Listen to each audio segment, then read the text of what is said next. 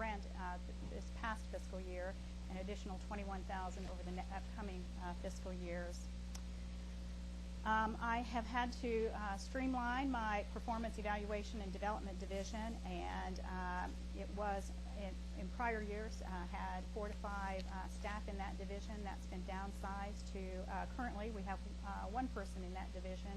I have a critical hire in for a strategic planner, but that we have really had to adjust the output and of that division over the past several years.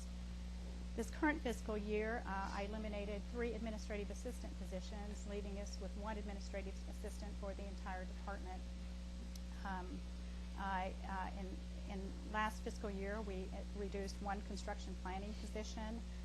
This year, we've had several delays in hiring in order to meet our budget reductions. I've just recently hired on a deputy director, kept that position vacant for approximately 4 to 5 months. In addition to that, we've had initiatives where we have went through our parking and reduced our agency parking slots. We pulled back Blackberries down to only those that most critically need it. We've gone through our budgets and looked at subscriptions, and we've also looked at our technology spend and reduced one IT consultant to realize savings there as well. So we have, I think, certainly become a leaner department and are really focused on those core services, which are budget management, budget development, and budget management. Certainly we are currently operating at the 4% withhold level and feel confident that we can meet that reduction level.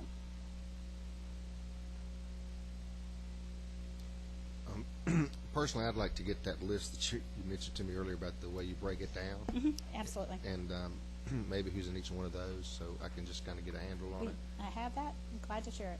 Thank you so much. Questions from the committee? See, that was easy. That was easy. Thank you so much. I waited 17 years to do that, so thank you for making it a pleasant experience. Uh-oh. Okay, I'm going to leave right now, Jimmy. No, I'm glad to answer any questions that you have. And if you don't have them today, please feel free to see me later or call me. Sarah and I were former colleagues, so they know how to reach me. So. Very good. Thank you. We're going to break a little bit from what we had kind of scheduled, and we're going to ask for the Technology Authority to come on up. I think we got a little confirmation hearing or something a little bit later, so.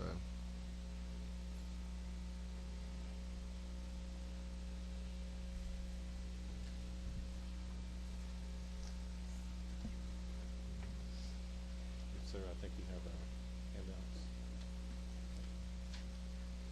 Thank you, Mr. Chairman. I appreciate being able to stand before the committee here and go over some of the information on the Georgia Technology Authority with you. My name is Calvin Rhodes. I'm the new Executive Director of the Georgia Technology Authority and the State Chief Information Officer. I've been with GTA for about 2 weeks. Asked my deputy, Joe Webb, to join us, so hopefully if there's a question that you ask me that I cannot answer, I will rely on him to help give me some additional support. Since this is my first committee meeting, I appreciate your indulgence as I work with Joe in that effort. On the slide 1 that we provided you, just real quickly wanted to go over and give you an understanding of who GTA is.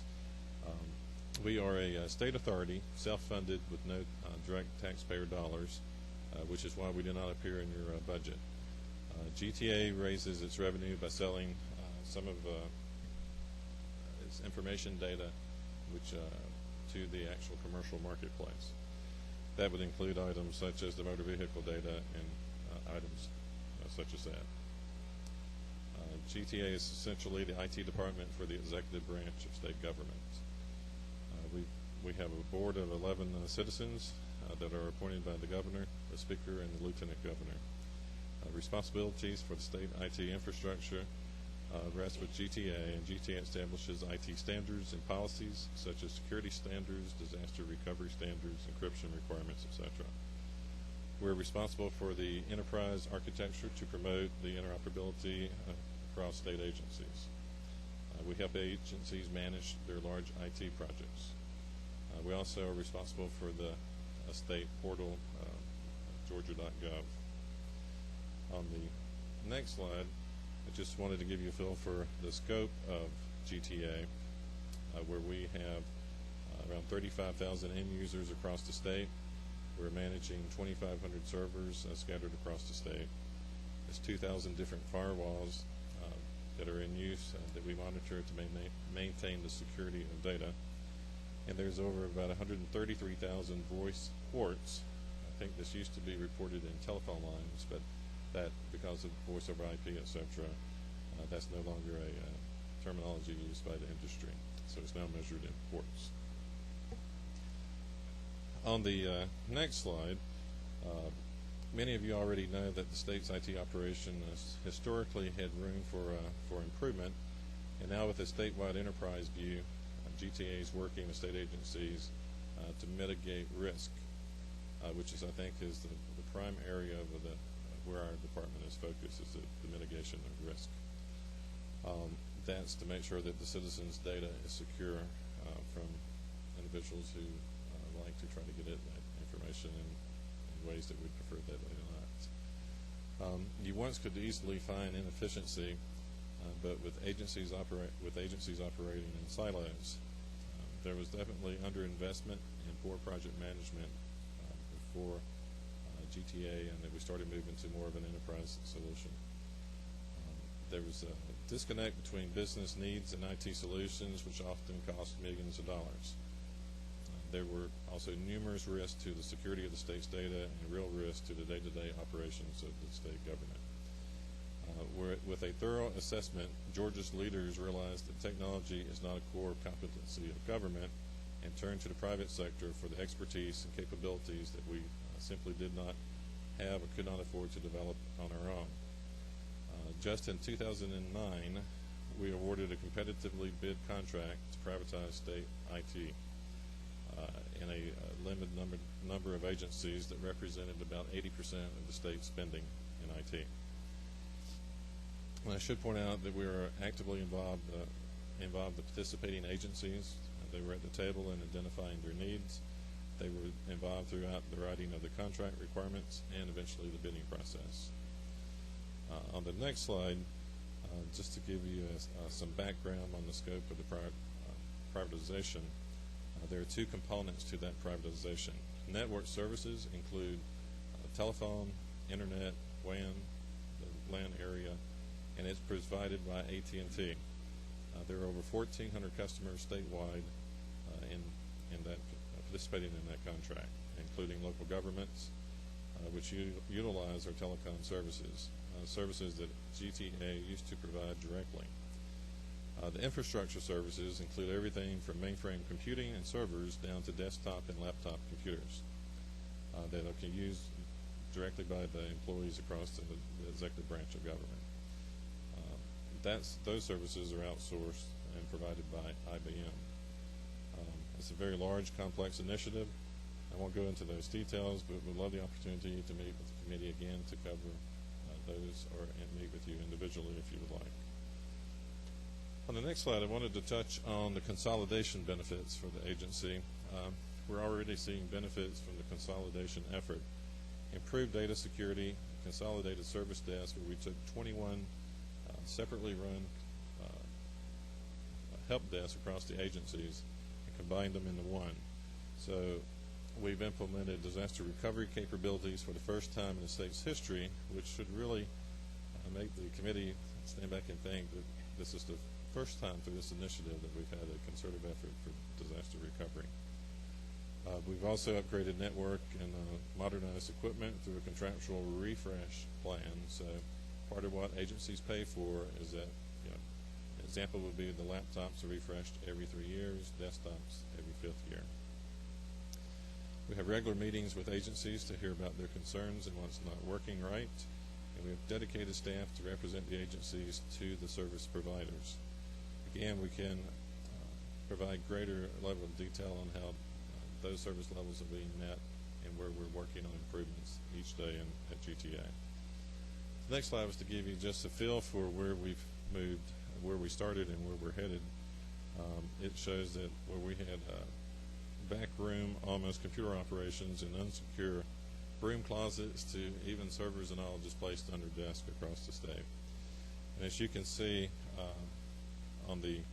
with the transformation process, that we've consolidated agency servers to our Tier 4 data center, which is the highest standard that you can achieve in a data center, meets Department of Defense standards. We also, as I said, have a 24/7, 365-day a year consolidated service desk, one phone number that agencies call. There's also the state-of-the-art print shop for secure printing, where the state's checks and other important documents are actually printed in a secure environment. The next slide, we'll move into a brief overview of the GTA's budget. Our budget is essentially split into two parts. GTA's operating budget is funded through the sale of data, and then we also have the pass-through funds from our agency customers that pay for the service that is provided by the IBM and AT&T.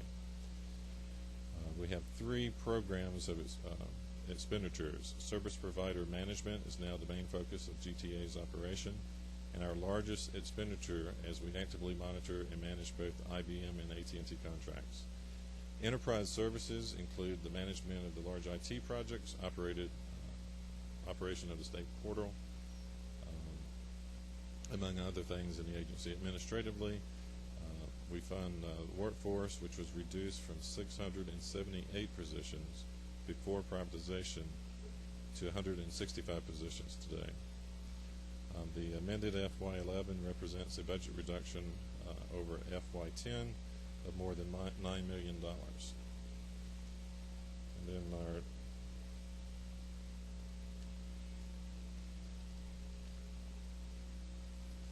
yes, sir.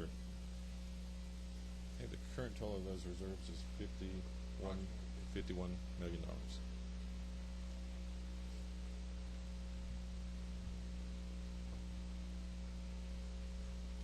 Go ahead and continue, please. Okay. On the last slide, I just wanted to cover with you is like everyone else, we have our financial challenges. GTA manages a fund balance to meet our outstanding obligations and manages cash flow due to the fluctuations on consumption, because the users are only paying for their consumption of services, as well as we deal with short payments as well as delayed payments from state agencies. And just to end up with an example, if an agency, 10% of the agency were to pay late, that would affect our monthly cash flow by about $1.6 million. And I am happy to answer any questions that you may have. Members of the committee, any questions?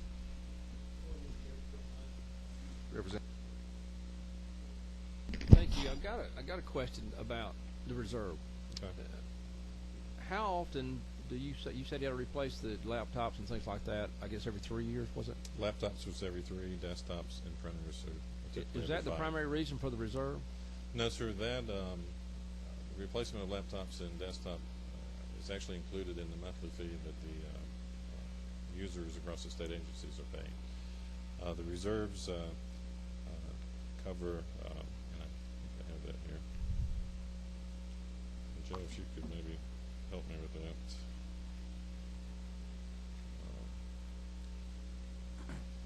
So your question is purpose of the reserve.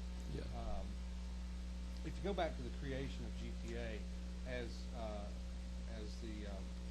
previously mentioned, we are self-funded, or we're not funded through appropriation. And part of the statute creating GTA was to allow us to sell data to create a balance to be able to fund our organization and also fund the operations of our organization, and also create an innovation fund so that we could use those dollars to further advance technology in the state. Because oftentimes when you take on new technology initiatives, people avoid that because of the upfront cost, and this reserve was designed to be able to allow us to invest to bring about those technology changes without bringing on a burden to the agencies or a burden to the taxpayer. One follow-up, Mr. Chairman, please. Do you have a targeted number for reserve?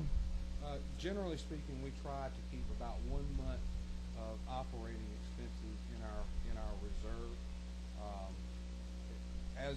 As a reminder, back when we first started the outsourcing initiative, our commitment, we knew there would be some upfront costs that would be spread over a number of years, and we committed to use the reserves that we had at the time to be able to offset those upfront costs so that we could implement the privatization program without an increased cost to the taxpayer and the agencies.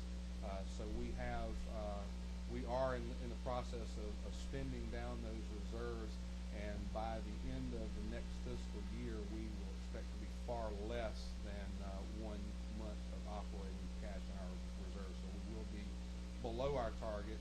That was known up front. That was our plan all along. And then once we get back to steady state, we hope to start seeing that reserve increase, but we're not there yet. Thank you.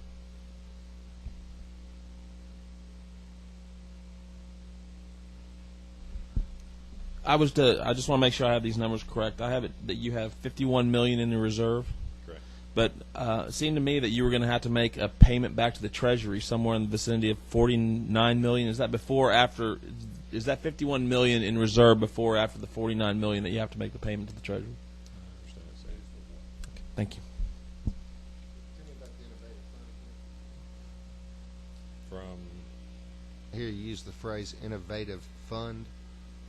Yes, sir. As we have been building out infrastructure through the state, the portion of that fund that's been going to pay for upgrading mainframes, new servers, actually upfront cost of getting the initial laptops and desktops across the state, the new network services, that is the type of things that fund has been paying. The shortfall between what users were initially paying till the time that as that progresses along. So again, it was trying to make sure that an agency that was used to paying X for their services continued to see that number remain the same. Is there a process on the decision making or tell me about the process on the decision making on whether how to specifically use that? Is that your decision to make? We're going to go replace this laptop? No, sir. I mean, from a contractual standpoint, every year the plan is that a third of the laptops across the state will get replaced, so that we're spreading that across time, and it just continually happens. And what we had found in the past, where unlike a laptop that you would just go buy off the shelf somewhere as a state enterprise, one of our key issues, again, is the security standpoint. We've got to make sure that each of those laptops can continue to run the current encryption requirements that we require, as well as running current antivirus software. And that becomes a bit more complex as we move up the food chain to the servers and to the mainframe computers. So.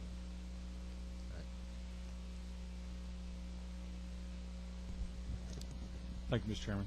I guess I want to go back to your question about innovation. So are you saying that we're spending this $51 million on innovation, or are we spending it on other operational type things? And if part of your challenge is innovation, what are we doing to get that?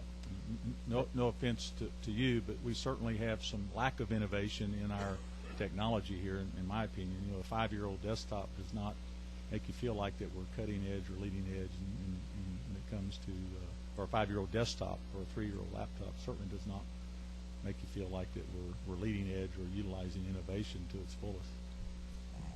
Yes, sir, and again, that was an example I was giving of some of the things that we were not doing as a state. But I mean, the Tier 4 data center is a great example of where the state has moved through this process, to where we've had issues with data centers and different agencies that had experienced flooding, et cetera, that actually impacted their ability to provide services.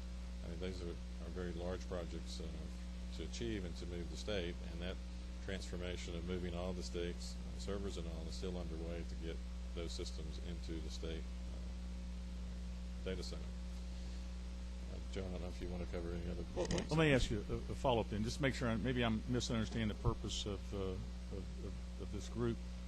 But yesterday, hearing from other departments, pretty consistently we continue to ask for funds for technology. for programmers, for doing all these things. We've got many within a state department where computer systems do not talk to each other. Right. They don't know what's going on. So I guess that's where part of my frustration comes from. If we're spending this kind of money on technology, when are we going to get to the point that we actually have computer systems that talk to each other, and we're a little further along the process? Not direct towards you. That may not be what your purpose is, but we've yesterday, Mr. Chairman, if I'm not mistaken, we heard from just about every group wanting technology dollars and people to do programming. So what is it that they're doing versus what you're doing, and how do we tie this together? Right, and that's a fair question. If I could start from one point, we're providing infrastructure as one of our key missions, which is the mainframe that's going to run that application that the state agency may want to develop. So once that, now the other piece of that is, as state CIO, I'm also responsible for getting involved in the process. When you approve, say, the $60 million project that GDOT is using for the express toll lanes, GTA will be involved with reviewing what technologies are being selected to make sure that we're at least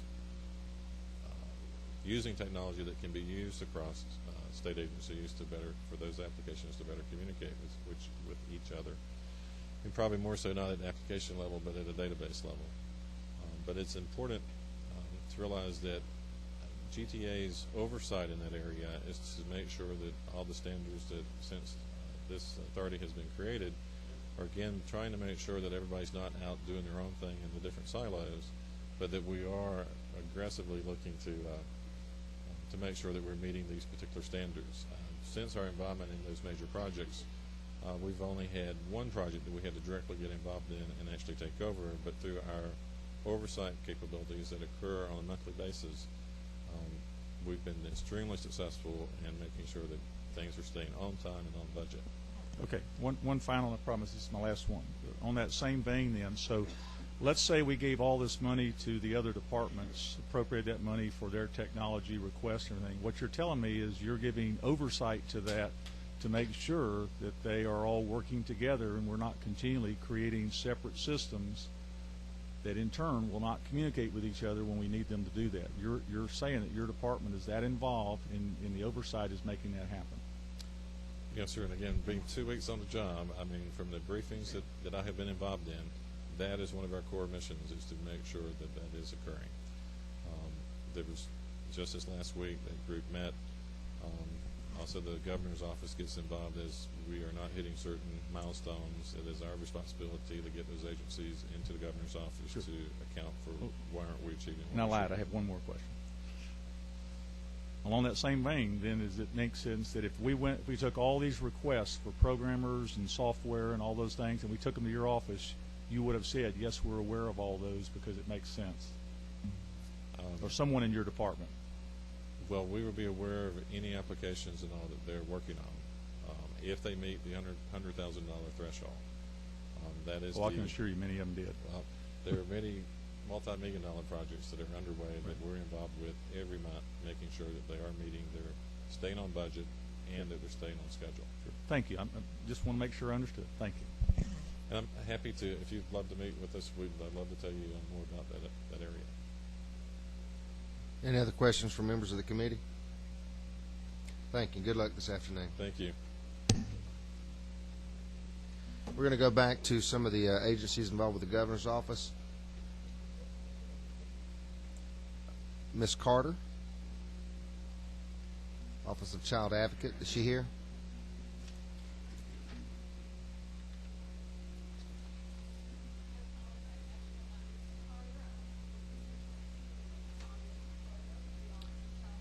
I apologize. Your name again? Tanya Boga, B-O-G-A. And as we have said, I'm with the Office of the Child Advocate. We have reviewed the recommendations, and we are on track to make those adjustments with a 4% reduction. Two of the major things that we've done to make sure that we're in compliance and we'll be able to meet that is the consolidation of our offices.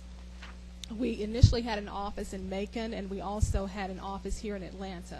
Now, both of those offices housed out of private owned space. So when we consolidated, we moved all of our staff here to Atlanta, and we're now operating out of one space, and that is a state-owned space, and that has significantly reduced the budget. Another concern or a suggestion to reduce our budget was to better utilize monies that we had from federal grants. We've done that as well with one of the contracts, the only contract that we have out of the office that's utilizing any state funds. We're using half of that from state funds and half from the federal grant. So those are the things that we've done, and we are well underway to be in compliance, but we would respectfully request that we have no further reductions, because if we did, I think we would not be able to operate. And that's my report. I'm here to answer any other questions.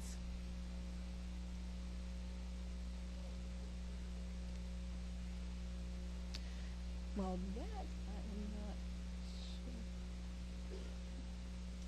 I'm asking my planning and budget people.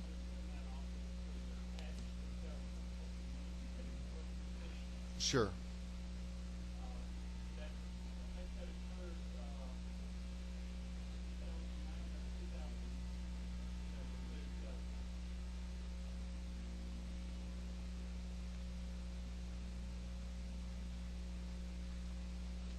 I can certainly look into that and get you a more definitive answer if these are my 9 or 10 is close enough. Okay. Thank you.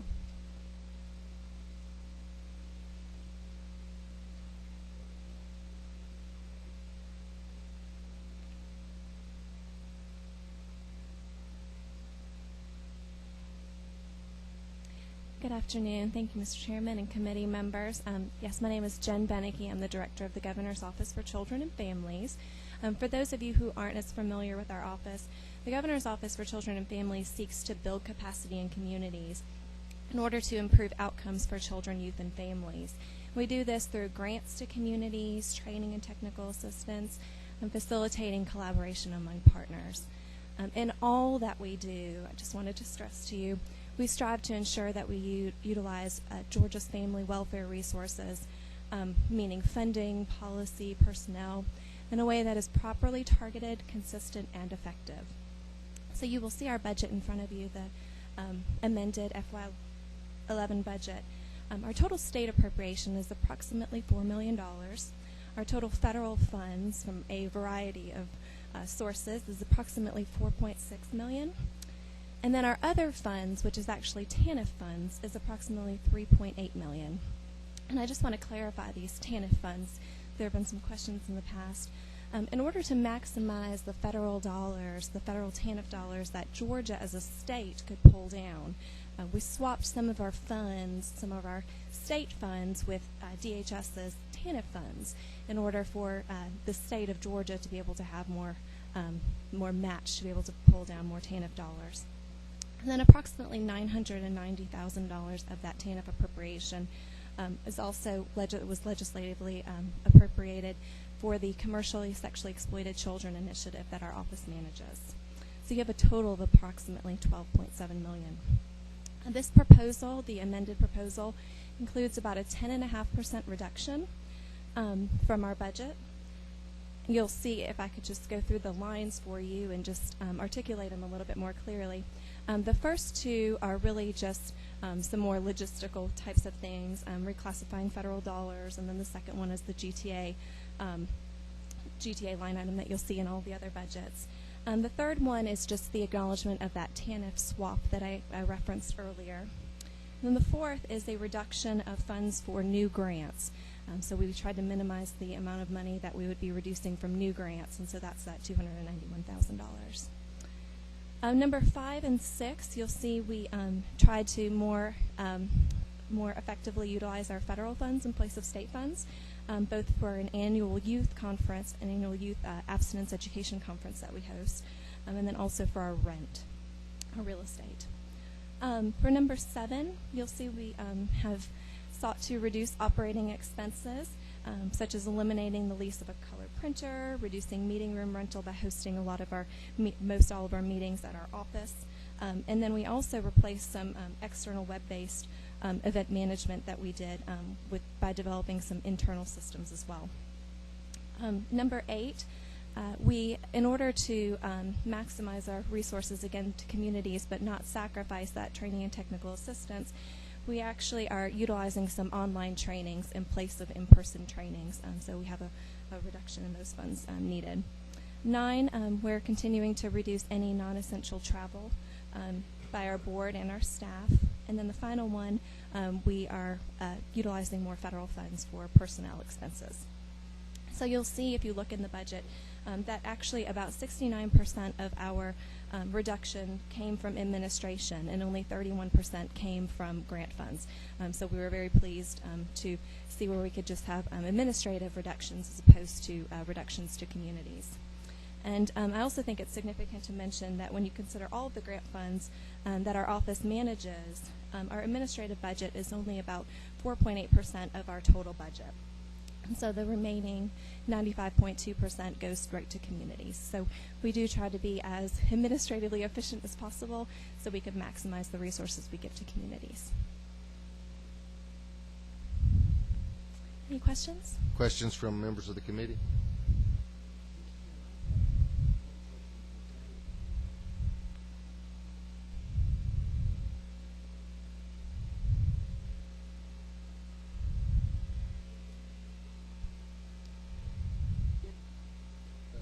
Curiosity, I believe I saw that in the 2012 budget that there's an indication the governor wants to move family connections over into this department. Is that correct? And if so, can you tell me why? Sure, yes, sir. Yes, the governor's recommendation does indicate a move under our office. As you may be aware, it is currently administratively attached to DHS, and so the move would be moving it within our office. I'll first say that the intent is not to lose the brand or the organization Family Connections, but really it's an effort. If you look at our strategic vision and that of Family Connections, they're really right in line and very, very similar. They mirror each other, frankly. And so the governor's intention is to streamline the state level operations in order for us to be able to maximize the resources that we then give to communities. Sure. Sure, please. Mirrors what the governor's office does, but the governor's office of what you do was the more recently created. Why aren't we merging, and this is what I've been asked, why aren't we merging the governor's office with them or put them back where they originally were? To answer that question, the Governor's Office of Children and Families, while newly merged, is actually not a new organization in terms of the former organizations. We actually are the Consolidated Children's Trust Fund Commission and Children and Youth Coordinating Council, which have both been in existence for about 30 years or so, a very, very long time. And so we actually, in merging the two offices, have the expertise and the historical knowledge of both of those two previous agencies. But really, through the creation of the Governor's Office for Children and Families, we're able to better serve the entire continuum of children birth through adolescence. Does that answer your question? Can you tell me what CACS is? I'm learning all these acronyms. CACs, maybe. It might be Yes. the Child Advocacy Centers of Georgia. Sometimes they make it plural. The Child Advocacy Centers, there's a state-level organization that provides technical assistance to the local child advocacy centers. They do forensic interviews of children that have been abused, physically or sexually abused, and then a lot of them, they provide different services, but some of them provide prevention services as well, but they're locally based centers. We actually have some funds that we allocate to the child advocacy centers. I believe that DHS does as well, and I'm not sure where else they may be. But an example, just for a local example, would be like Lily Pad in your community, which I'm sure you're familiar with. And so that would be an example of a child advocacy center. From my office, we give them approximately $1.1 million a year, and that's actually evenly distributed. I don't know the exact formula, but it's actually distributed to all the local child advocacy centers. Yes, sir.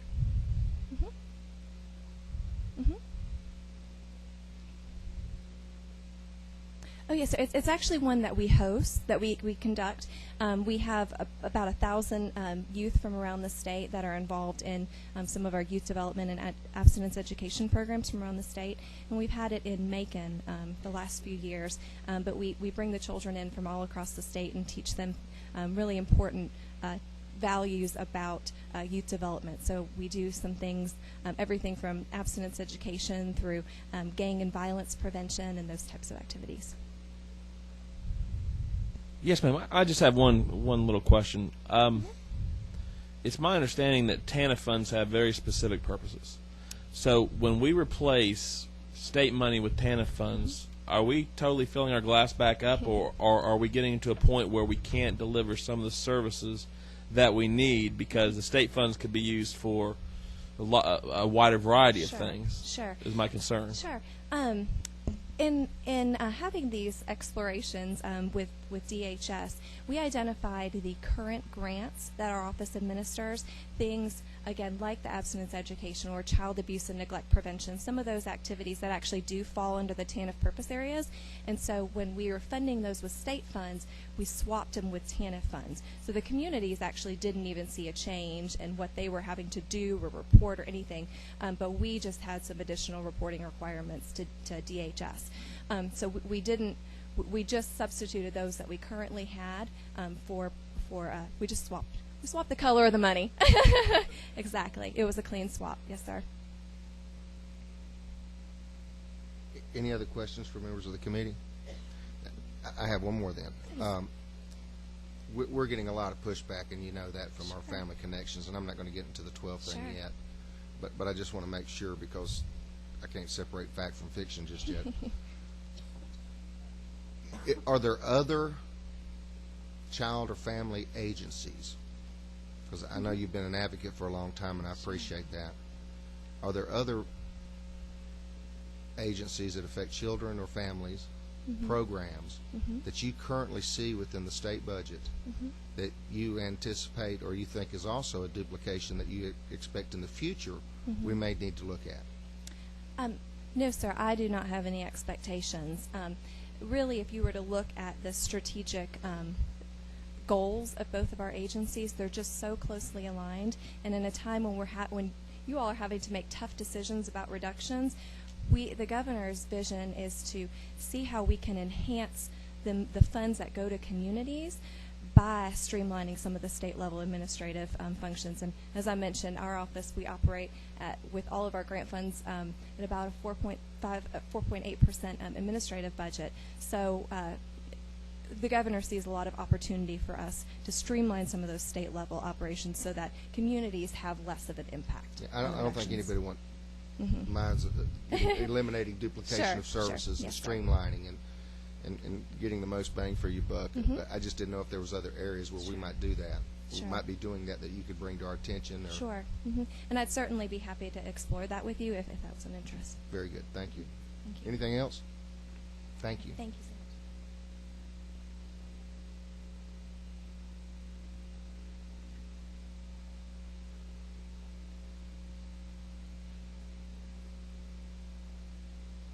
Light on. Chairman, I was just in regard to the last testimony. When we do take up the 2012, I think that's where this issue is in that we were just addressing. And of course, these are public meetings, and anybody can come. I'm sure you would welcome some testimony in relation to that particular issue, perhaps from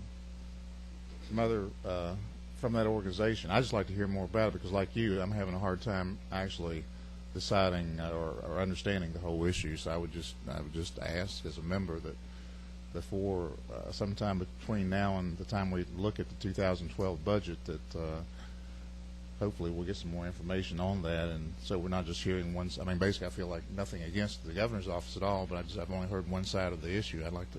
There's something missing here somewhere. So, and that's mine.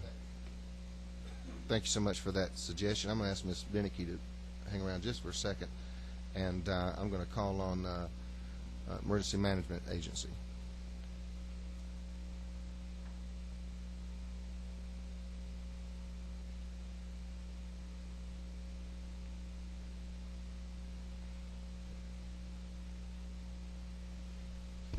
Good afternoon, Mr. Chairman, members of the committee. Thank you for having me. My name's Charlie English. I'm with Georgia Emergency Management Agency and the Office of Homeland Security. And if I may, I'll be looking at page 44 on the tracking document.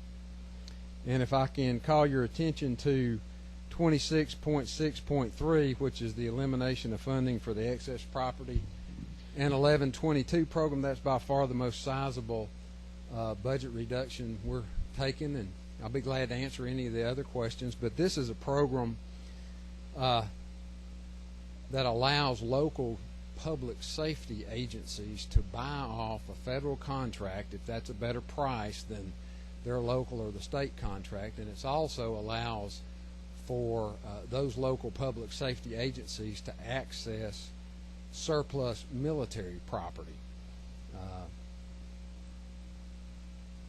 We have been able to talk with the Georgia State Patrol, and thankfully Colonel Hitchens has agreed to take this program over if we're allowed to submit this as one of our budget cuts, and we would like your favorable consideration to that. They will be able to do a better job with the program than we're able to do, because at one time it was self-funding because of fees we placed upon the items coming off the contract, and that is no longer the case. We've had this supplemented with state funding, and State Patrol, of course, has a lot more people than we do, and they have in the past run the program. So it will be of no degradation of services to your public safety agencies in your areas if we're allowed to do this. Any other questions, I'll be glad to answer. Any questions of the committee? Thank you very much, Mr. Thank Ingram. you. Gordon Joyner, Georgia Commission on Equal Opportunity.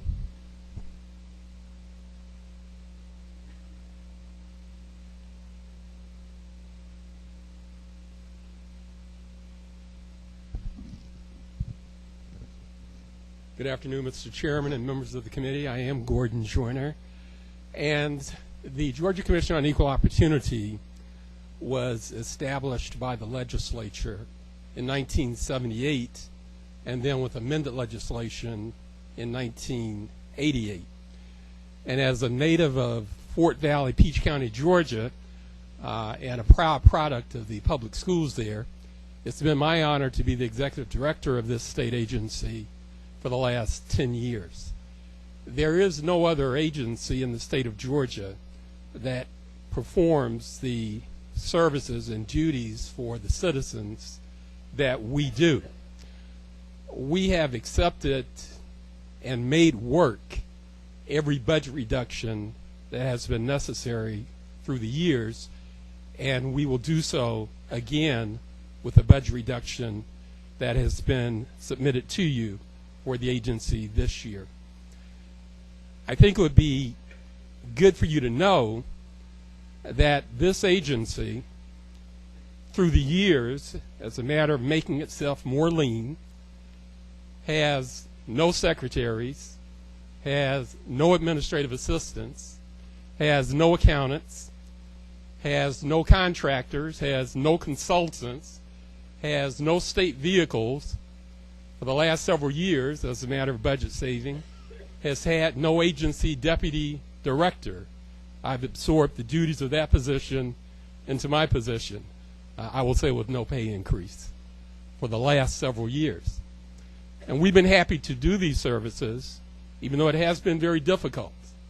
But we've been very happy to do so on a budget of something under $1 million for the state, with only about 60% of that coming from state funds, and the remaining percentage coming from federal funds that we have to qualify for on an annual basis, going through a very strenuous performance evaluation and assessment by federal agencies.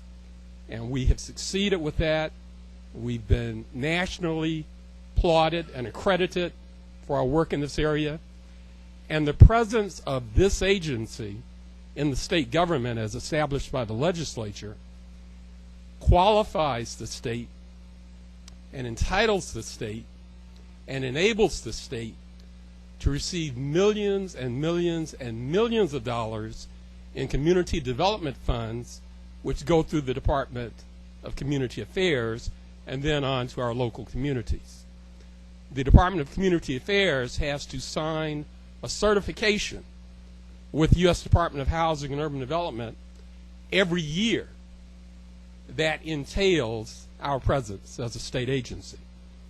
In addition to that, our agency has taken the initiative to conduct conferences for federal agencies here in the state of Georgia over the last several years that have brought in millions and millions of dollars to this state.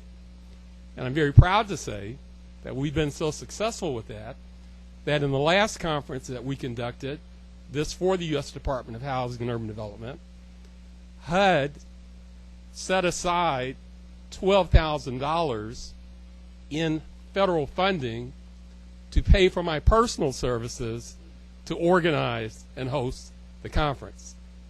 Those funds and all other funds that this agency receives don't go into funds other than those that you allocate for us, don't go into our budget.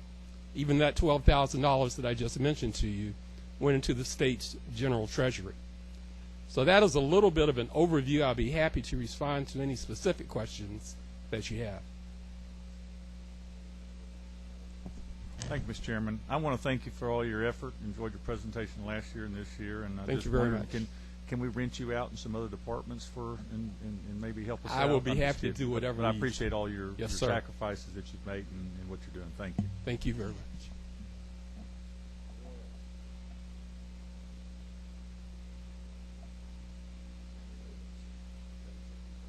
Yes, sir.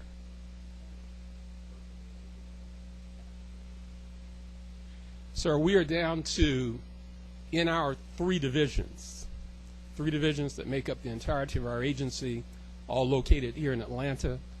We have 4 people in one division, 5 people in the second division, and 2 people, including myself, in the third division. I was just looking, you're eliminating one position. I thought maybe you're doing away with your job and you didn't have anybody. But you have 11 people all total. We have 11 people, warm bodies in positions. We have very carefully, and you did hear this report last year too, we have very carefully and stringently managed filling of positions to keep positions vacant as long as possible and still meet our performance requirements for the people of the state of Georgia and the federal agencies that come in and assess us. We are right at that cutting point right now. We are ready, willing to accept the elimination of 1 full-time position for this current fiscal year and 1 full-time position for next fiscal year. I should add to you, sir, that when I went down the list of officers that we don't have in our agency, even though it is a law enforcement agency, doesn't have any staff positions that are lawyer positions in the agency. I happen to be a lawyer myself and a former judge, and I've conducted a significant amount of the legal activity for the agency, including conducting depositions in-house as a cost-saving measure for the agency. Thank you very much. If any more information is needed, we'll be happy to provide it. Thank you. The court side of me wants to say, may I be excused? Do you want us to stay around? Yes. Yes. Thank you very much. Governor's Office of Consumer Protection.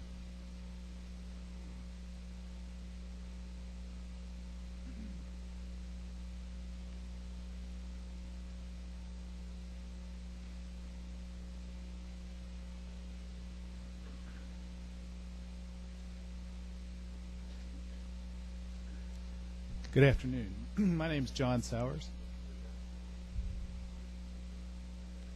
I will be very brief, sir. I've been on the job 15 days. Our agency was formed in 1975. It's always been under the Executive Office of the Governor. we support the budget recommendations here. We're achieving the economies that we're achieving mainly through not filling positions. We don't propose to fill any more. We have 47 people currently at work in the Office of Consumer Protection itself, 18 at the 1-800 call center, and 14 in the customer service office. So that's a grand total of 79 filled positions out of 109 authorized.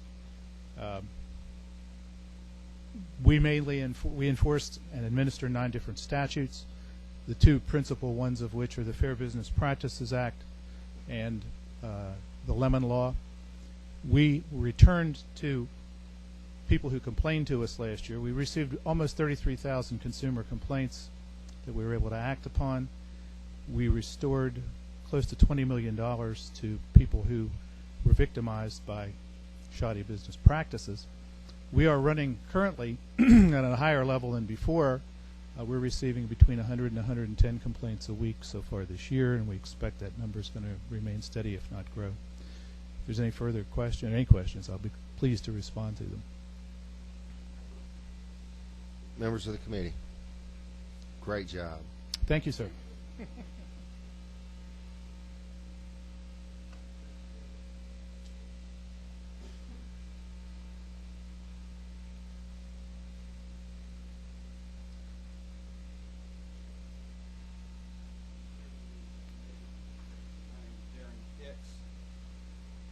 I've had the honor of being Inspector General now for 3 weeks, not including snow days. As you may know, the Office of Inspector General was created by executive order in 2003 and is charged with the mission of investigating, detecting, and preventing fraud, waste, and corruption among the executive branch agencies. We have no oversight of the General Assembly or the legislature. I have a staff of 5 positions, administrative assistant, 3 deputy inspector general positions, and myself. As you will note, we are the smallest budget that is of the attached agencies to the governor's office. We have met the governor's request to reduce by 4% our proposed budget for this year. We have cut our operating expenses by 40%, eliminated totally our equipment budget, our IT budget, and cut our contractual services by 56% to meet those goals. I will tell you, I've been there 3 weeks, but it's been an honor to work with the people that I work with. One of the things that spoke to me most about their dedication, and Bill Donaldson's one of my deputy inspector generals. He is a forensic accountant. I asked him when the last time was he took mileage for anything he did for the state of Georgia, and he says he can't recall. They are dedicated to the purpose of this office, and it serves a very good purpose. And we are bringing that budget in where the governor asked us to bring it. And be happy to answer any questions.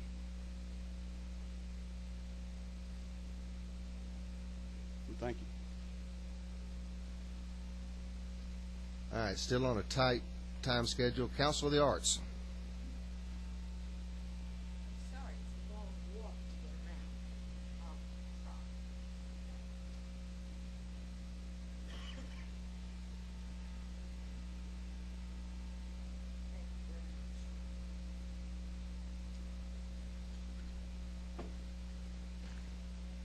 I'm here first to correct some information that the House was given last year.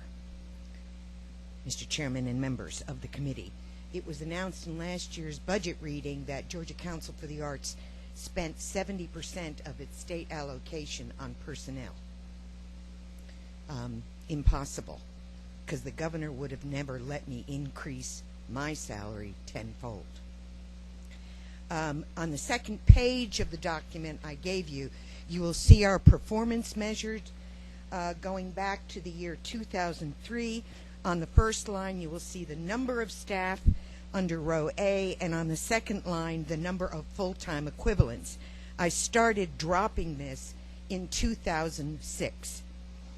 Our total budgets amount in row B, GCA awarded last year 88% of all the money that we were given in our state allocation to our purpose, and that is contracts for services for arts programming. And row E in that second page shows how fiscally conservative we've been in the use of state dollars. You can see from the fiscal years 2007, 8, 9, and 10, we never exceeded 11.2% of our state allocation for anything other than the agency's mission. And all of that based upon this year's budget, including the governor's recommendation for an additional cost this year, we will have been cut over 84%. We believe that's the largest amount of any agency. Our federal grant this year is $878,300. And for those of you who don't know, we received this grant competitively from the National Endowment for the Arts, which is part of the Interior Department. I simply wish to inform you that we are going to have to leave $119,000 of Georgia taxpayers' money on some table in Washington, D.C., because we are required by the federal government to match every dollar we draw from Washington with a dollar that you folks give us. We can't give it. That $119,000 is the equivalent of $238,000 in contracts that we cannot award. That's sad, but the saddest part about it is that the value of that $238,000 in terms of return on investment to the state of Georgia. We have recently completed an economic impact calculator. It assesses incremental sales tax return to the state as well as economic impact.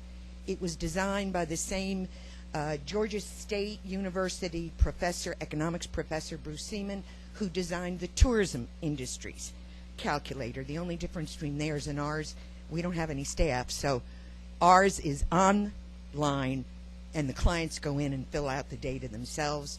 We get receipts of all of it and we can check it against their final reports. So far we have completed one study. It was of only 140 of last year's 606 contractors. That's 23% of all the number of awards that we gave. Those 140 received, and this is the next to the last bullet on my first page, $1.795 million in their contract awards. They returned to the state $7.7 million in incremental sales tax. You require the arts entities, nonprofit, in the state of Georgia to collect sales tax on the purchase of tickets. They also must collect sales tax on gift shop and some other things like that. This $7.7 million is above and beyond the taxes that they collect from ticket sales and gift sales. These same 23% of our grant recipients, contract recipients, returned over $171 million in economic impact to their counties. And that figure is an aggregate of all of the 23%. We can't give you the figure by state because our calculator is so detailed. It actually goes down and separates out the city sales tax from the county sales tax for each and every entity. Bottom line, that's a 95-to-1 return on investment for what we delivered of your and the federal tax dollars. Thank you. Questions from members of the committee? Very good. We will have an issue in 2012 about potentially moving the agency on the 12 Yes, budget. sir. We'll get to that. Thank you. Thank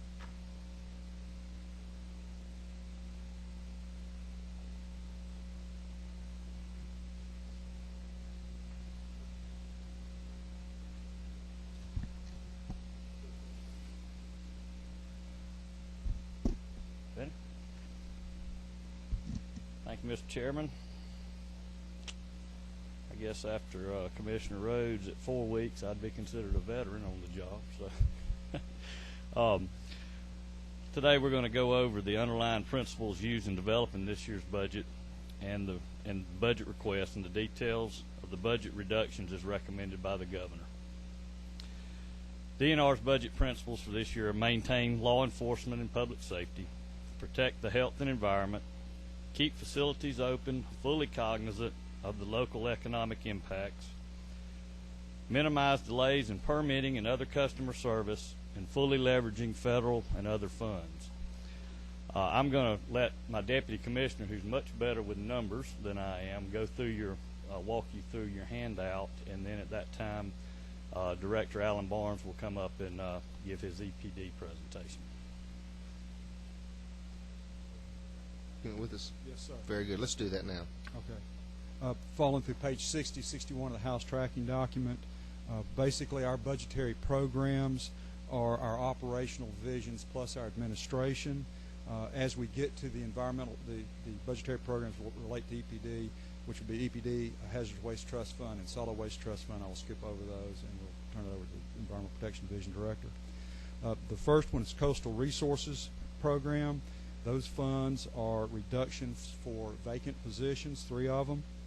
Next program is Departmental Administration.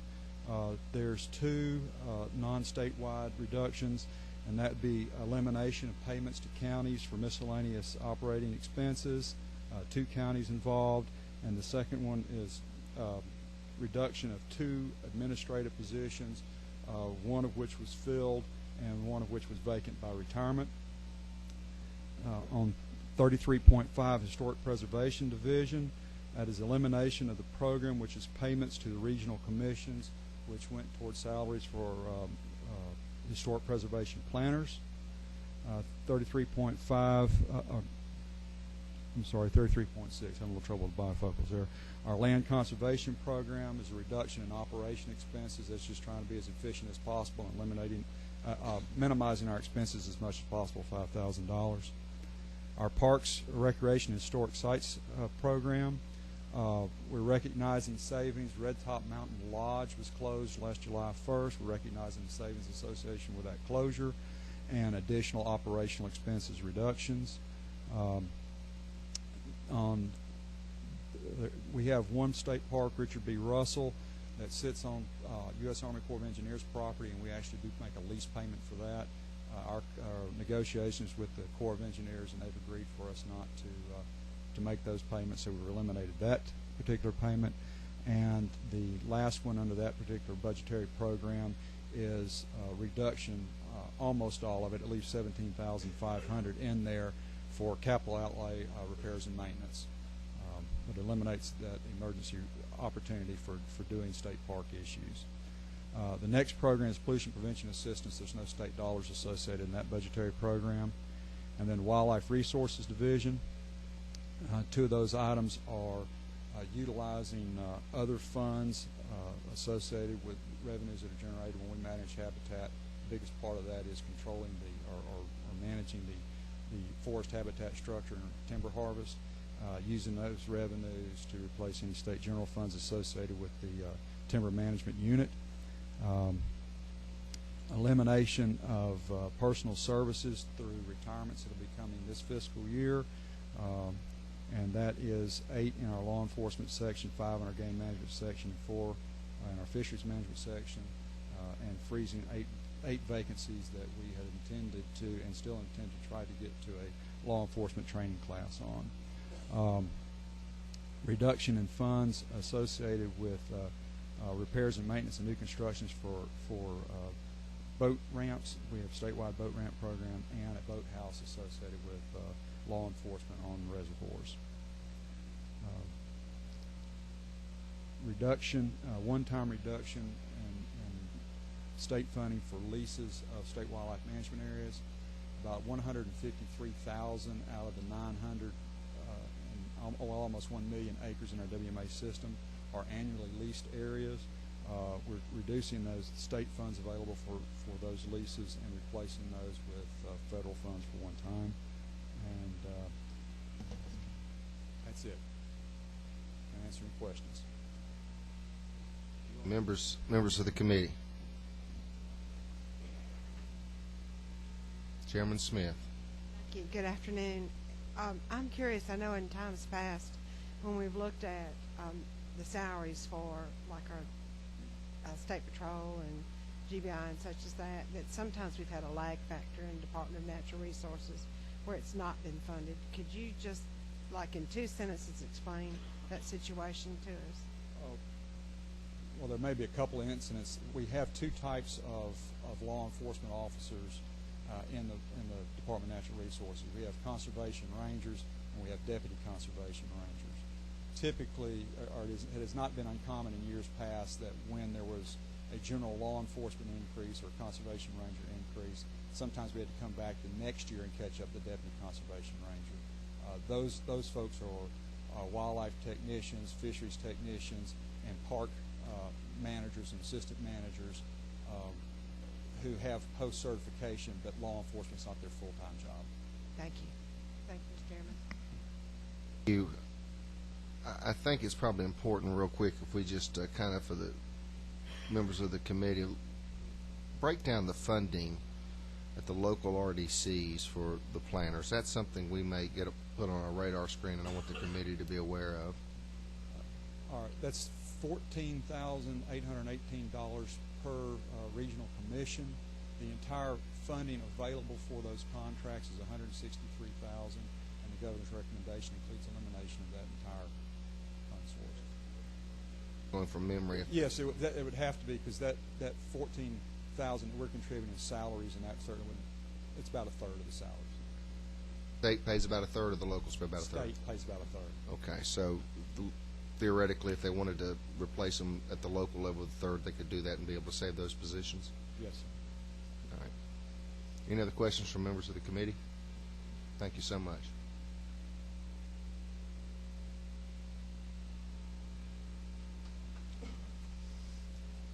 Director Barnes. Good afternoon. Good afternoon. On page 60, you'll see the reflection of the reduction of funds, approximately $1.1 million through reduction of personal services and eliminating 11 positions. We were able to do that primarily through restructuring and consolidating some programs. Able to move some of these positions over to some different funding sources, and thereby minimizing the impact on services.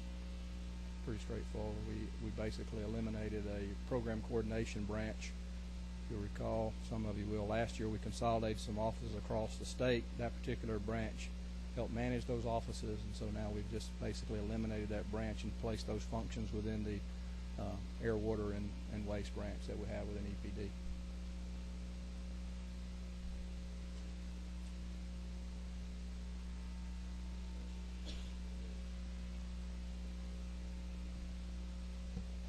Thank you, sir.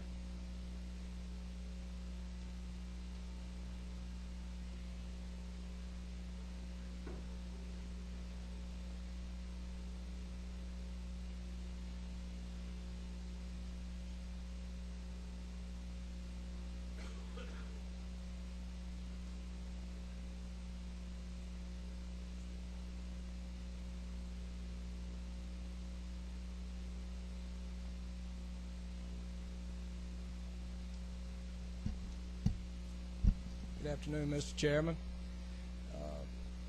We're the Georgia Agricultural Exposition Authority, and I'm Randy Moore, Executive Director of that authority. Are all of y'all familiar with the purpose of this authority, or would you like to hear a little more about what our mission is? Give us 30 seconds of that. Yes, sir. The purpose of the authority is to provide a facility for agricultural interest in the youth of the state of Georgia, provide facilities for them to display and promote agriculture and agricultural excellence in the state, and of course to provide other facilities for commercial shows and events to hopefully benefit the Middle Georgia economy and the state of Georgia's economy as a whole. Relative to the amended budget, what we've done 3 years ago, when I was made appointed director, We cut our staff a little over 24% at that time. We previously had an employment level of around 88 positions. We're down to 56 now, and still accomplishing the mission. But it's a credit to our staff and people willing to work a little harder for the state, but we feel that we can accommodate the cuts that are recommended by the governor in the amended budget. I saw an article. You had a tremendous fair. Yes, Revenues sir. went up $700,000. Increase in attendance nearly 20%. Absolutely. What happens to the increase in the $700,000? Good question. For us, we feel that, and the authority feels, for us to be fiscally healthy, we need to get to the point that we're carrying about $1.2 million in reserves. We operate off about an $8 million annual budget. The state gives us 15% of that, and we generate the rest through the programs that we operate. Prior to this year, how much did you have in reserves? I think this past year we generated about $500,000 in You had reserves. $500,000 before this year, and the $700,000 made it 1.2. No, sir, we're not there. We're not quite there yet. At that point, we've got we haven't projected what we'll finish the year on, but we finished the last fiscal year with a little over $500,000 in reserves. Representative Pruitt. Thank you, Mr. Chair. And I just want to commend you because I personally think that this is an awesome. I believe that the state provides seed money. Yes, sir. And once that seed money's been provided and something proves itself and can carry its own, it is a very success because of the fact that the money it generates really reduces taxes and burdens on the individual property taxpayers and everyone else. And this has been a true success. But you do have a plan and a date in mind to where the state will not have to put any money into your budget. Is that true? Yes, sir. That is, of course, a personal goal of mine, but it's also a program goal and the authority's goal. We Ron, I think you've got that chart that projects out, and we certainly will share that with you. That was the idea behind the expansion of the equestrian program and those facilities there, was to get us to the point that we will be totally self-supporting. But of course, if you consider that the state of Georgia collected over $500,000 in sales tax in an 11-day period at the state fair, we're pretty close, with that return already and that economic impact. But absolutely, that is our goal, and we think it's an achievable one in the near future. May I say, Mr. Chairman, that goal of being self-sufficient does not take into consideration all the increase in revenue that the state gets outside of that facility, which goes to straight to the bottom line for the state. And you don't count that in your calculations. You're talking about the facility itself being totally funded based on its own revenues. Correct. Yeah, the funding we receive now, the way the business model was set up, and when the program was conceived, it was never really thought that the program could become self-sufficient. But I think we were funded at 85% and generated 15% in the old days when it first became operational. But we flipped that at this point, and we generate 85, and the state contributes 15, which is, I think, exceptional, and particularly with the reduction in personnel and the efficiencies with which we operate today. Thank you. All right, thank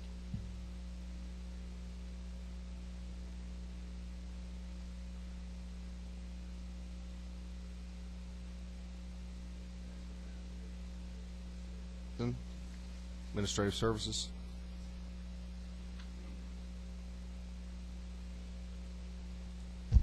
Thank you, Mr. Chairman, members of the committee. My name is Sid Johnson. I'm the newly appointed Commissioner of the Department of Administrative Services. I've had the privilege of working with many of you in the past, and looking forward to working with you in this new role. Pleased to have this opportunity to talk to you about our budget. On the last page of the handout, you'll see a historical context for some of our program areas. We have 5 business units: procurement, fleet management, risk management, surplus, and mail.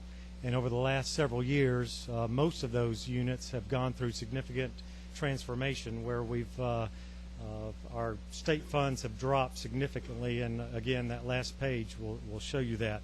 What I'd like to do, Mr. Chairman, with your permission, is run quickly through each of these business units and describe them very quickly, and then talk a little bit about the amended FY11. I'd like to start with the mail and courier service, and we deliver, frankly, mail and courier service for agencies on Capitol Hill, and you can see there that we have no state funds for that program whatsoever. Under risk management, we offer self-insurance for all the agencies in several areas. You see them there: workers' comp, general liability, unemployment insurance, and a couple other areas.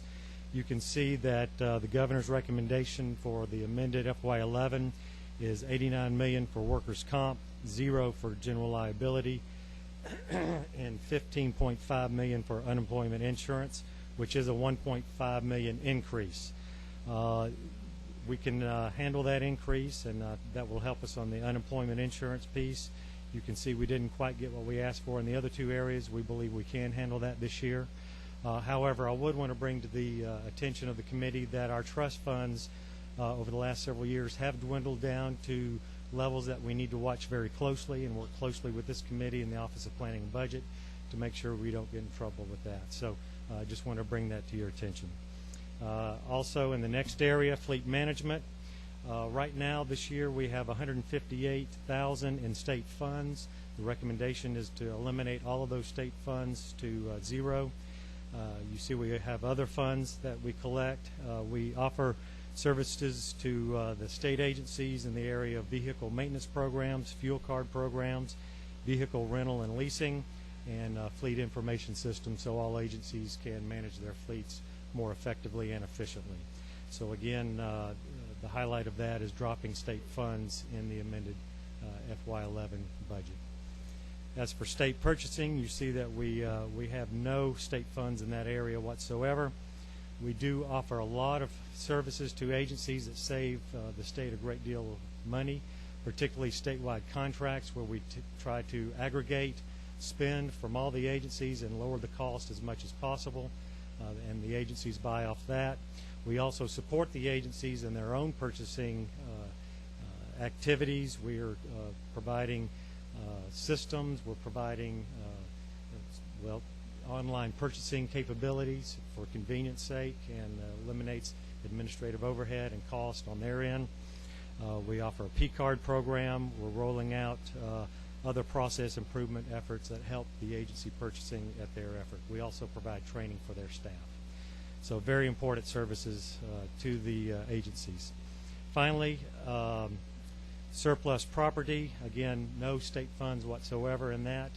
We are helping the agencies dispose of property, which is our statutory role in supporting the agencies. And then finally, administration. We are currently getting about $1.9 million in state funds. The governor's recommendation is to eliminate $350,000. That's 3 positions and some operating expenses. We have anticipated this, and we've made the cuts in those 3 positions. These state funds and administration help us out a great deal in that they provide cash flow early in the fiscal year. So that's an important part of our cash flow. So that pretty much wraps up. I guess the only other point I'd make about administration, we do support several attached agencies in that function. Right. We're going to call on a couple House members now. Chairman Hamilton. Thank you, Mr. Chairman. I have a series of questions, and probably it wouldn't be appropriate to get into the detail today, especially since you're relatively new at this. But can you give me just a brief overview on how you earn fees from state agencies, and then let's also go over to U.S. communities, find out what the cost of doing business with U.S. communities is, and then I'd really like to understand from I'll just call it a competitive bid process, how you go through that entire process, so I understand the value that you hopefully are creating. Because as I look at this, some of the, and one of the reasons I'm so interested is I have several pieces of legislation that come through my committee dealing with this, and I just want to be prepared for it because I anticipate several pieces coming again this year. But specifically, there's many times there's a thought that we sometimes get the better pricing, not always the case, but the better pricing through the large conglomerate corporations, and yet we're trying to create jobs here in Georgia, and I really want to understand the balance between making sure that we are providing a good value for the taxpayers who ultimately are paying for this versus funding corporations in other states or other organizations when we've got very capable firms here in Georgia that would like to be supplying some of these jobs, the needs, which creates jobs here also. I know it's very broad, but if you can give me some understanding of that, and then I'll be happy for the committee's sake not to get too much in detail, but I would like to understand that process a little bit more. Great question. Thank you for it, and we'll be glad to follow up with whatever answers or questions we have today. First of all, you're focusing on the procurement area, and we have fees in two particular areas there. One is the statewide contracts, where we get a fee from the purchase through the contract. It depends on the contract, but it 1% on average, maybe. Is that fair, Joe? About 1%. Okay, and by the agencies, and it's embedded in the price of the commodity. And right now, coming to the department,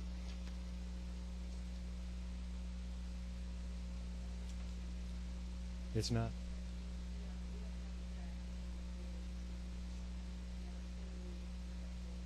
I'd appreciate. Yeah, I'd like to, that comes back to the department, not to the general budget. All right, so I'd like to know what that is in this year's budget plus the 12 budget, what you're projecting that number to be. And we have that. We'll be glad to share that. Now, as far you mentioned the U.S. communities, which is a consortia, and we are allowed to purchase through consortia, and those are pre-bid and pre-bid solicitations in other states. Okay, but you didn't do the bid; they did the bid. That's correct. That's correct. And what so, do we have a copy of that bid so we can find out how that process occurred? I believe we have all the paperwork associated as a part of that evaluation, and that allows us to efficiently get into contracts where we can buy at reasonable prices. And our evaluation is, does that make sense pricing-wise with what we can do in the market? And who pays them a fee for doing that? It's in whoever buys through that contract. And again, I'm not aware of any mandatory consortia contracts that we might have, so it's a convenience contract. No state agency has to buy through those contracts. So if it makes sense in the market, they can buy through that. And you have a policy that states that, so as people across the state do not have to buy from them. That's right. Okay. And get a copy of that also. Okay. And now, when we go through that, I think it's very important not to just find a contract and go to it. I think it's very important to consider all the other aspects and make sure vendors within the state of Georgia have the opportunity to bid on those and be a part of that.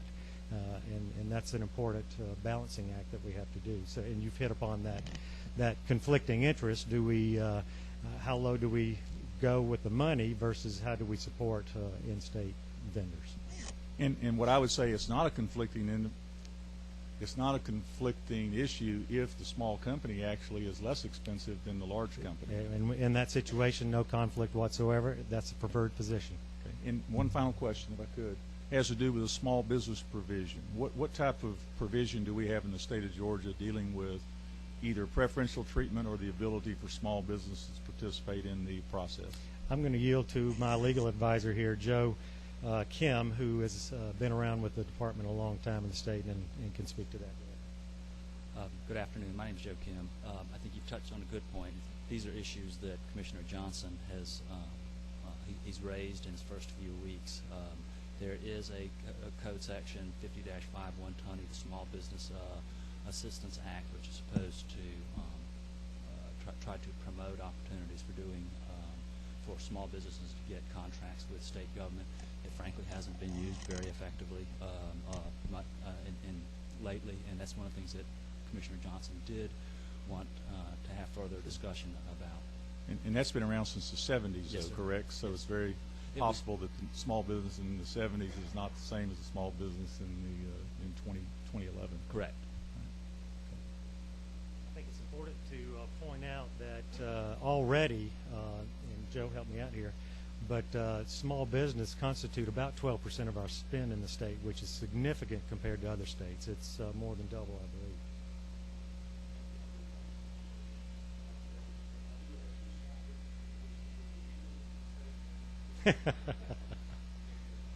Thank you. Thank you, Mr. Chairman, and thank you, my friend, Mr. Johnson. Known each other for quite a while. You're doing a good job. I'm glad to see you moving into this department. Look forward to working with you. Thank you. One of my pet peeves is, and you are aware already because we've had some discussion in the hallways, surplus properties. My understanding is that most all, if not all, surplus properties are sold through your department. Is that correct? That's correct. And you receive a fee from the other agencies or from the sale of these surplus properties. That's correct. And I understand that fee varies. It does vary. It can be up to 50%. And when you receive that money back as your share, is that part of your budget? Is it shown in your budget? Does it go back to the budget? I mean, to the Treasury, or how exactly how does that work? Yes, sir. As we discussed earlier, we have no state funding for the surplus program, so we raise, in essence, all of our money, and that is the source of funds for that program. Here's my main concern: where does the other part of that money go? It goes back to the state agencies. To the agency in which you sold the property. For whom we sold the property. That's right. So, in essence, are we not rewarding them for selling off surplus properties if that money goes back to their agency? You want to speak to that? Let me introduce Sherry Southern, our Assistant Commissioner. We've actually changed that model this in fiscal 11, beginning in July, because we talked about this a good bit last year, I think, with Representative Parsons and yourself, that there's some agencies in statute that say that the agency will receive 90% of the funding, and DOES surplus gets 10%. Actually, it wasn't a percentage. It just says that they will get some of the money, and we had established that actual percentage. And we agreed that it's really been unfair, and we researched. Joe researched legal, everything, and there was no rhyme or reason. So what we did in 11, we did analysis of our data, of our spend, and the monies we were taking in. And what we started doing is we split the money now for every agency 50-50, and we adjust. We're watching that every quarter, and if it requires us to have less money to operate, then we'll give more of that back. But right now it's at 50-50. We give that money back. We write a check every quarter to the agencies, and we have a report that splits it out to show what we have given back to each agency, and we can provide that to OPB is what we're going to be doing, so that then they can see how much is going back, because we can't say, as you know, how they spend that money. Exactly, and that's my point. And I think this committee actually ought to have a copy of that report, so that when we meet with other agencies, we could ask them exactly where those funds were used, and did it go back into the budget. We'll be glad to do that. We have it for 2 quarters right now, so we'll be glad to give it to you. Can you tell me how those numbers over the last few years have varied, up or down, what they've been? As far as the total surplus, or what we've given back, or? Well, I just remember in the back of my mind, I haven't looked at it recently, but from last year, for instance, at one point in time, DOT had received back $6, $7, $8, $10 million, and last year I think it was like $2 or $3 million that they actually received back. Right. But overall, how much is it total, do you think? I don't have the exact numbers that I can give you right now, but I know overall for the program, we actually, remember, we had to close all the warehouses. We cut our budget by about $1 million, because when the economy went down, agencies weren't disposing of any assets because they didn't have money to replace them. So we had to make some pretty quick decisions on that. So it's gone down at least $1 million. And surplus at one time had a reserve, but now what we operate on, just as I mentioned, just to keep enough money to in our operating budget to cover our expenses. But we can get you we have the history of that. We'll be glad to get you the history, and we can actually give it to you by agency as well. That would be great. Thank Okay. you. One last thing, Mr. Chairman, if you don't mind. I'll cut it short. Oh, I lost my chain of thought. I'm sorry. That was. All right, let me pick up on that a little bit. How does this work? If I've got an old dump truck, do I just get to say it's surplus, y'all go sell it? If you're ready to, if you're ready to dispose of that asset, there's a process. You contact our agency.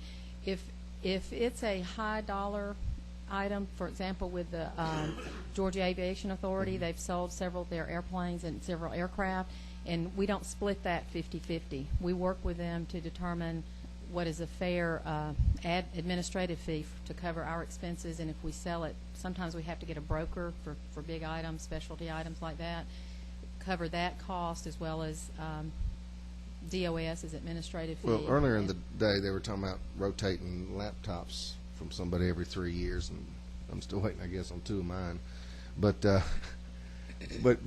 how do you know it's surplus?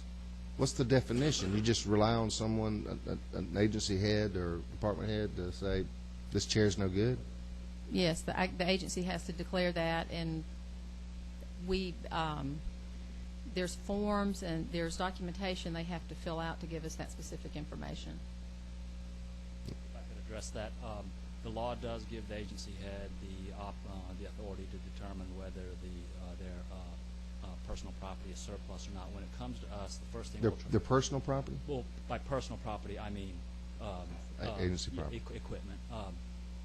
That when the request comes to us, the first thing we'll try to do is redistribute it to other state agencies at no cost, and if no other state agency wants the property, then we will sell to the highest bidder. All right, and again, I'm sorry, I'm just trying to wrap my mind. So if I was I don't know, we won't mention anybody, but I'm an agency and I make a request to another appropriations committee, how I just have to have 50 new cars. And the reason they have to have them is because 25 of them have been surplused, or 50 of them have been surplused. Then really the mechanism is, or what we've got, the process is that's just because they turned them into y'all as surplus, or said these are ready as surplus, and we say yes. Yes, vehicles is probably not a really good example. Okay. Our fleet is in such bad shape in the state. And what we try to do with the fleet, because they're most of them are over 10 years old and over the limit that we have of 130,000 miles, or way over that. We actually do some internal analysis of that, and we do not want to just put those back into the system because it just creates other maintenance issues trying to keep up old vehicles in another agency. So we do look at things. If something is unusual, or if it's high dollar, or big items, we're going to look at that a little bit to see. And we also keep up with the I'm just assuming that when the economy turns around, I'm just really waiting for a bunch of surplus things to go into to y'all, and us having no way of verifying. In answer to your point, it is the agency makes the determination whether it's surplus property. We just need to remember that, y'all. Representative Pruitt. Chairman, again, on that same track, that's exactly what we're basically incentivizing, I think, the departments to turn in surplus property so they get cash back. But to the point of the vehicles, the big ticket items like that, we normally they will ask, and they'll be put into the budget if it's vehicles and things like that. But it is a concern of mine that when we put new vehicles into a budget for a particular agency, that the surplus vehicles that are sold, that generates a lot of money. And my question is part of what I asked earlier: where does that money go, and how is it spent? And that was the point I was trying to get at. Thank you.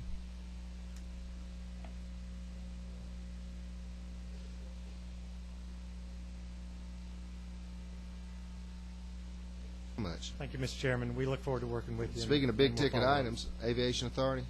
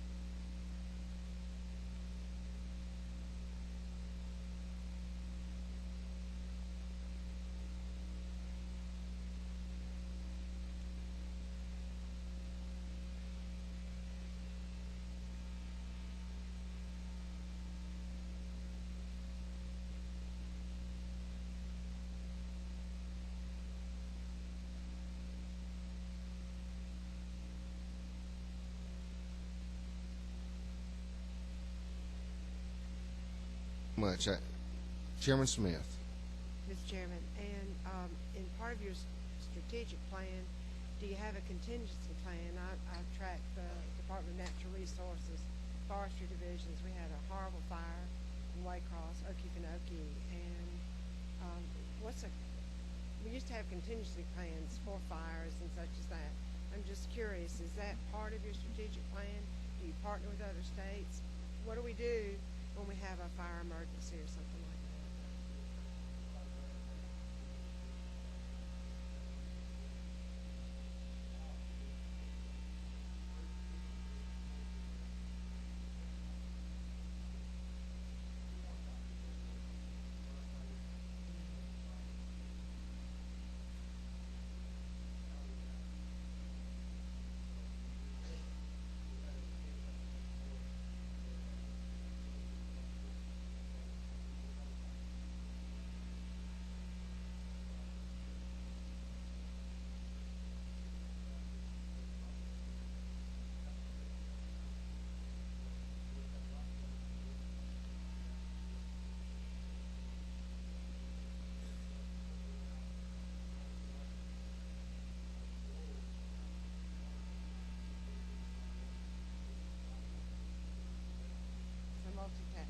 They can multitask.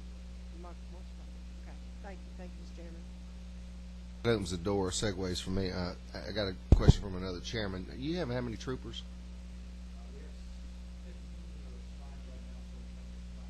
Okay, they are pilots, so that's the cross training that we were kind of talking about. Thank you.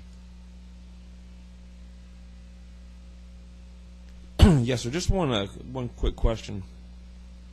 What kind of service use are we seeing out of these aircraft? We have 26 airplanes and 21 helicopters. I see that you're selling a couple. I guess they're more outdated. Are we using these on a regular basis? Are these sitting around not being flown because of the economy? I mean, as a state, do we need all these aircraft?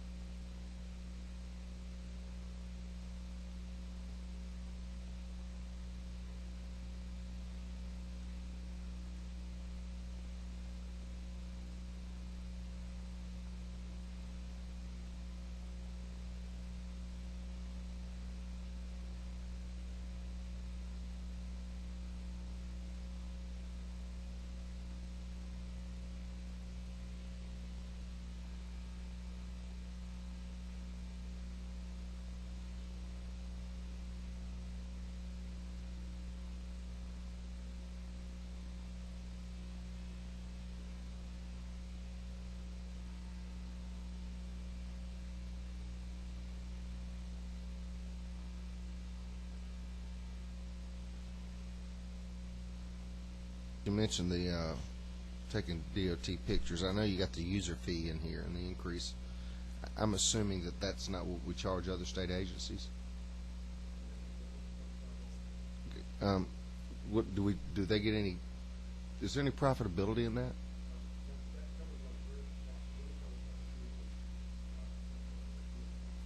And if you also referenced, I think earlier, where we may partnership with another state. So does the state get the same rate that the user in Georgia gets? Does an out-of-state?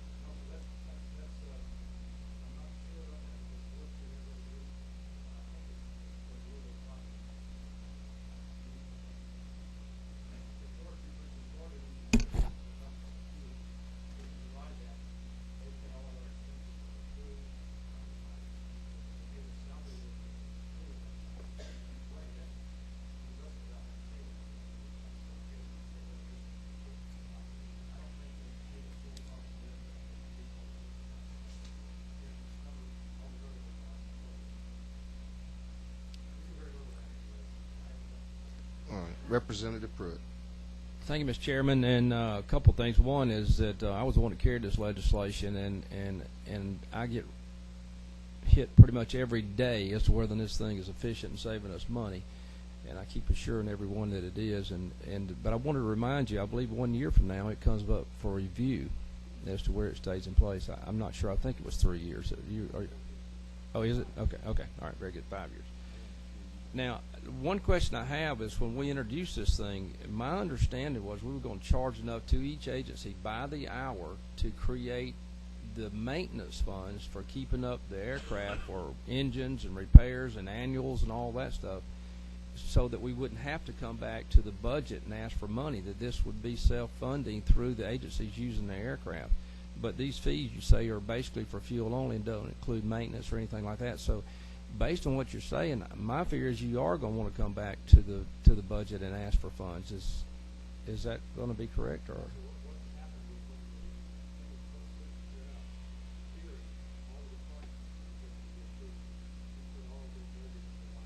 That's correct.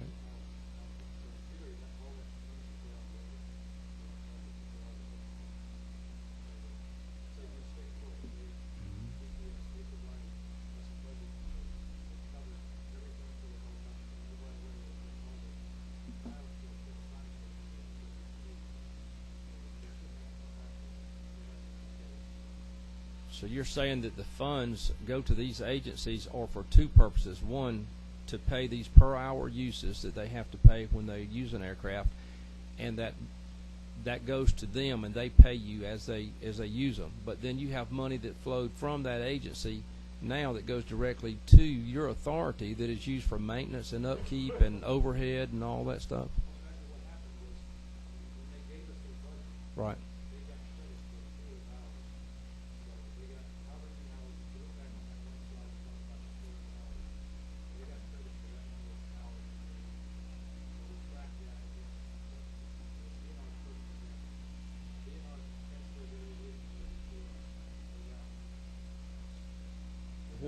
Whatever their average hours were that they were using at the time.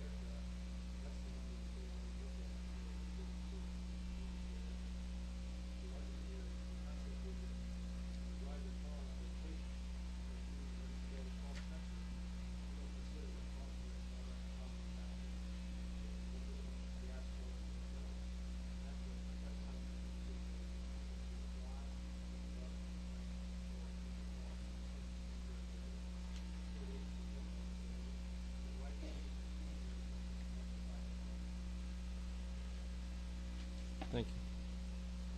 Thank you so much. Appreciate the presentation. I'm going to go ahead. We're on a tight schedule here, and I apologize for these people that's been waiting, but Director Stantz and Commissioner Doyle, I'm going to let you know. I know about your budget concerns already, and so we won't hear from you today. Sorry to make you wait this time, but it's better than you making you wait another 30 minutes to tell you that. Thank you. Max Wood, State Administrative Hearings. How are you?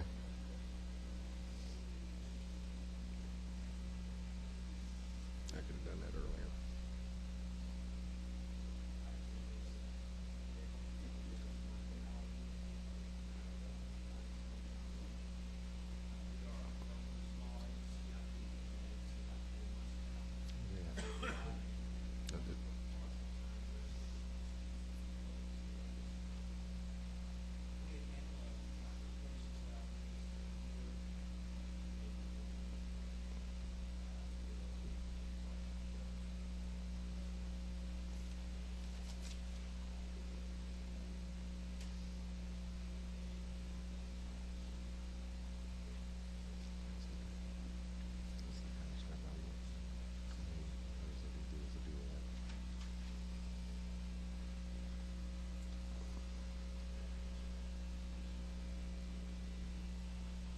The information that you started off with, just kind of describing what you do and how many, your number of your personnel and all that kind of stuff. If you can get that to me, just where I can put it in my file and with all your contacts' name, and that'd be a great thing to have.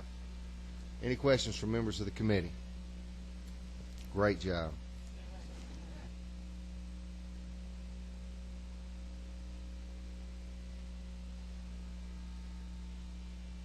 It's going to be hard to top that one.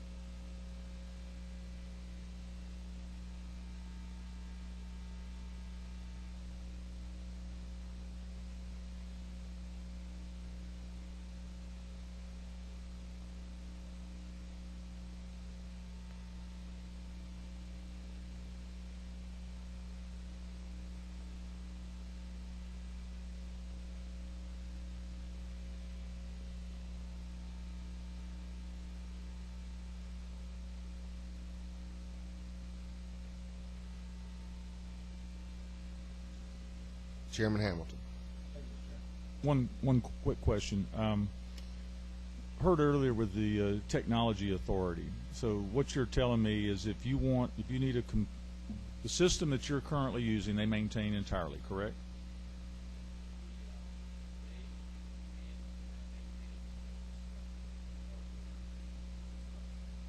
Okay, so if you need if you need software, if you need programming issues or software changes, that type of thing, how do you go about doing that?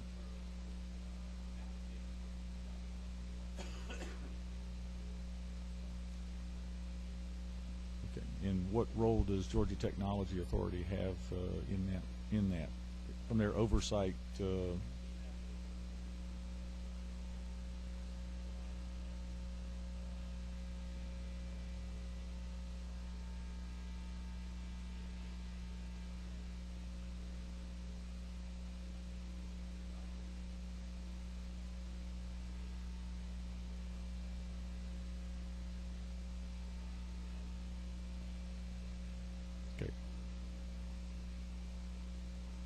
Okay, but just make sure I understand. So if there's a request, then GTA is involved to the point that they can say that won't work because it won't interface with this other software, or I mean they're involved in that part. All right, thank you. Thank you, Mr. Chairman. Good afternoon. What is it your agency that does forensic accounting, or at what level does that get triggered, or do we have to take a certain action of the General Assembly to do you okay, so that would okay. Inspector General does? Y'all do? Okay. Yeah, I knew there was one agency that did. Okay, all right, thank you. Thank you. Employees do you have? Thank you.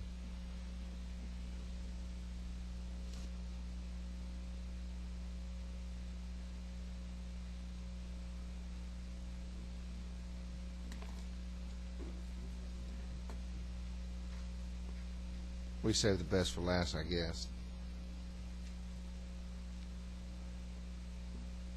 Russell, how are you?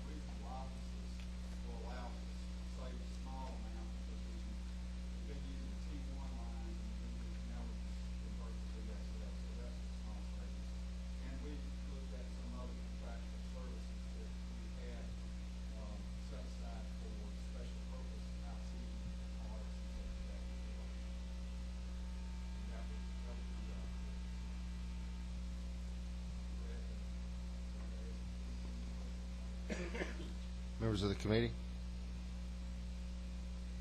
Great. Thank you so much.